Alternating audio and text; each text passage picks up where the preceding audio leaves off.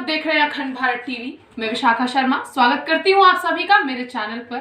आइए देखते हैं इस वक्त की कुछ खास खबरें। आज भी कहीं न कहीं जन्म के नाम पर, जाति के नाम पर जो दूरी हो जाती है, वो समाज कैसे हमारे साथ आएगा? हमें और नीचे उतरना पड़ेगा, अपने सब भाइयों को गले लगाना पड़ेगा कि जाति के आधार पर कोई छोटा बड़ा नहीं हो सकता। यदि जाति के नाम पर कोई छोटा बड़ा होता तो हमारे यहाँ तो जन्मते और मरते सूतक पातक सब क्या लगता है। यदि जन्म कोई जाति से ही बड़ा होता तो उसके जन्म पर और मृत्यु पर सूतक क्यों लगता है? हमारे यहाँ सनातन में जन्म पर और मृत्यु पर समान रूप से सूतक पातक लगता है, इसलिए कहीं शास्त्र सम्मत नहीं है। ये तो मुगल काल में जबरदस्ती हमारे पर थोपा गया। हमारे मध्य में आदरणीय हम सबके प्रेरणा स्रोत माननीय दिनेश जी पहुंच चुके हैं, उनका बहुत बहुत स्वागत है इस बैठक में। मैं महान सतीश दास जी से निवेदन करूंगा तो अपनी बात रखें।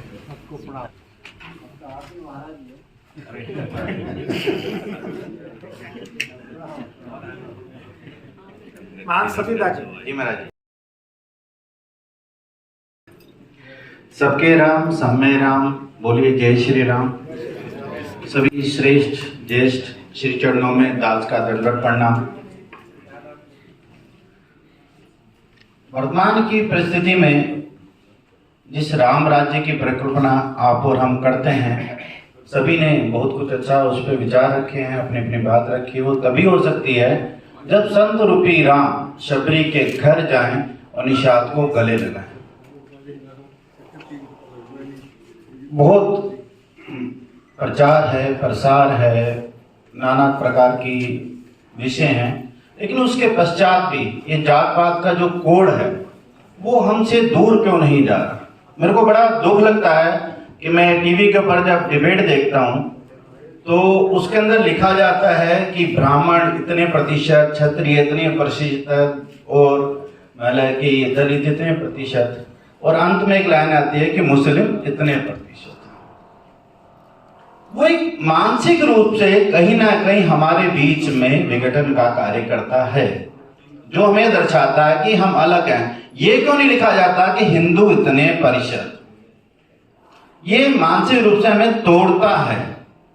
और जो ये कानून बनाया गया कि हमें अपनी जात का उद्बोधन उसमें लिखना जरूरी है या करना जरूरी है, क्यों, क्या आवश्यकता पड़ी उसके? हम हिंदू कह के उसका नहीं कर सकते, क्योंकि शायद जो जातवाद या पंथ बने या जो भी वर्ण व्यवस्था बनी वो हमारे निजी कार्य के लिए बनी, विवाह तक सीमित रख सकते हैं हम उसको। लेकिन जब बात राष्ट्र की आती है, समाज की आती है, तो केवल केवल केवल हमारा टाइटल एक हिंदू होना चाहिए। मैं इन्हीं बातों के साथ ये कहना चाहता हूँ कि भगवान की कृपा से एक महानायक हमारे बीच में है, जो सनातन संस्कृति के संरक्षण और संवर्धन के लिए कार्य कर रहा है, उनकी सरकार कार्य कर रही है। तो आप और हम सब का एक दायित्व बनता है कि आने वाले इलेक्शन के लिए, चुनाव की जो तारीखें हैं उसके अंदर समाज को जागृत करें, और अब की बार माँ भारती के सम्मान के लिए, राम जी के आगमन के लिए हम लोग 400 बार का लक्ष्य निर्धारित जो किया है उसको पूरा करें, और छोटे छोटे प्रयासों से, छोटे छोटे स्लोगन से हम लोग उसको जागृत कर सकते हैं। इसी के साथ मैं अपनी वाणी को विराम देता हूँ। अभी सभी के चरणों में श्री धन्यवाद। ऐसी ही तमाम बड़ी खबरों के लिए बने रहिए अखंड भारत के साथ। हमारे चैनल को लाइक कीजिए, शेयर कीजिए, सब्सक्राइब कीजिए। धन्यवाद।